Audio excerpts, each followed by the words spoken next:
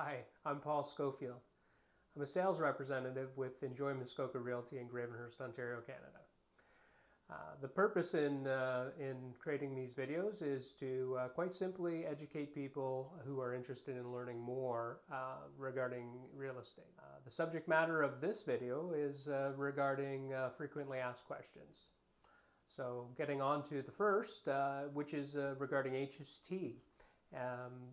Since HST came out, there's been some confusion about how it applies to residential resale transactions. So in general, some confusion was that on a purchase of a residential real estate, resale real estate, HST would be applicable. So obviously in hundreds of thousands of dollars, it would be quite a bit of money, 13% on top.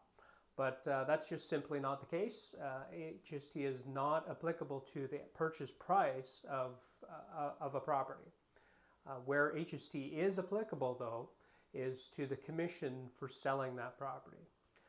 So for every $1,000 of commissions paid to realtors, you're talking about $130 for HST. So again, there's no HST on the actual purchase of most residential resale properties. The second question is regarding commissions and who pays them. Technically, commissions are paid from the proceeds of the sale of a property through the selling party. So buyers don't have to be concerned about where that commission's coming from. They don't have to consider there's an extra on the top of what the price of the property is they're purchasing. The last question is a multi-point question. It's regarding representation. There are 4 different kinds of representation. There are customer service agreement, there's a buyer representation, seller representation, and mutual representation. So let's get into each one of those a little bit more. So the first one, customer service representation, is not used very often. Basically, this is where someone wants the information that realtors have, but they don't want the representation from the realtor.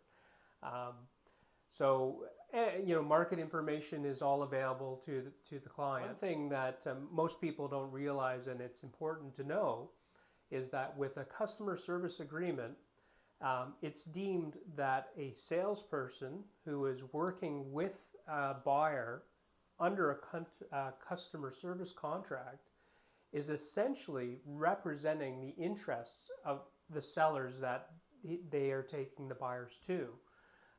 And that's important to know, because then a salesperson is then obligated to do whatever is in the best interest for the seller. Now, of course, there's not going to be any lies or any manipulation, but again, the salesperson would be obligated to work on behalf of the seller, not on the buyer.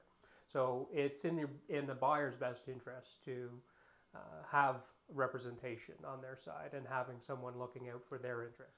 The second one, buyer representation, leads on from that. Basically what this does is it has a realtor looking out for the best interests of a buyer.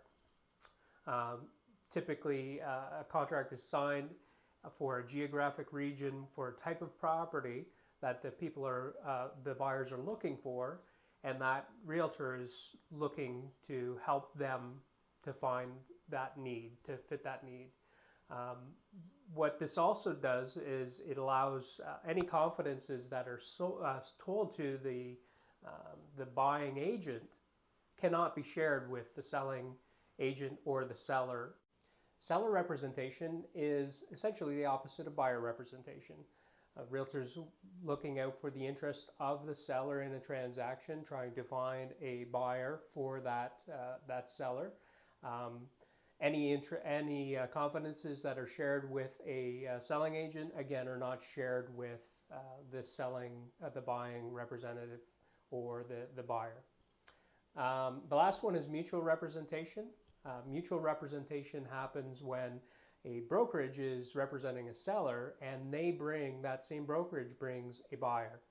And this is a little bit of a tougher spot because essentially a brokerage is now looking out for the interests of both parties, and that's a delicate balancing act.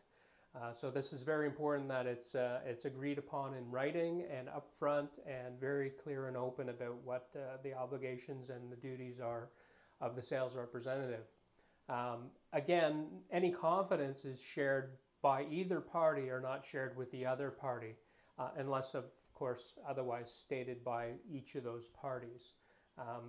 Now, of course, anything regarding conditions of homes, any latent defects, obviously have to be disclosed up front. So there's no difference in that case. So that's this video. I appreciate you watching. Hopefully you liked it. If you did like it, please click the like button and subscribe to my YouTube channel. If you're looking for more information on me, you can always reach me on Facebook. You can search Paul Schofield, Enjoy Muskoka Realty. You can email me as well, paul@enjoymuskoka.com. Thanks again, and we'll talk to you soon.